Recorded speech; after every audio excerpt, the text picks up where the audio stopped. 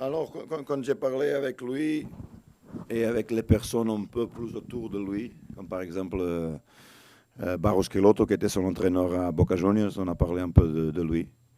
Et un peu tu sais, quand tu fais ton recrutement, il est normal, l'entraîneur fait des appels à la personne qui connaissent le joueur et la personne. Et j'ai fait mes appels à personnes qui ont joué avec lui et les entraîneurs que l'ont entraîné. Et tout le monde a dit non, non, on suis sûr qu'en France, il va faire 15 buts. Nous sommes déjà à 4, alors c'est pas mal. Et j'espère qu'il peut arriver à cet objectif. Je pense que ça, c'est le premier grand objectif de Dario, et arriver à cette 15 buts. Et je pense qu'il peut faire. Ça, c'est à la fin. On a des raisons qu'on a porté Dario ici. À 30 buts, je pense que ça veut dire que l'équipe est trop dépendante de lui.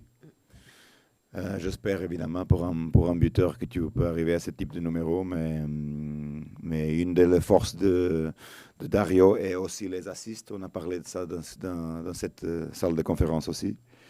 C'est un joueur qui est capable de mettre les autres, de mettre le dernier passe.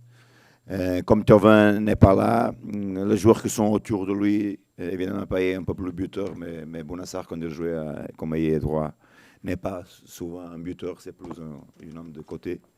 Maintenant, avec les joueurs comme Valère autour de lui, ça peut dire qu'il peut donner ce type de ballon. Et l'unique chose que manque regarder, que Dario a déjà fait dans les clubs qu'il a passé. Et ce type de jeu entre les lignes est pour donner les dernières passes à les autres, l'assist à les autres. Mais je suis content. Maintenant, je suis très, très content. Les mouvements sont incroyables, il gagne physiquement.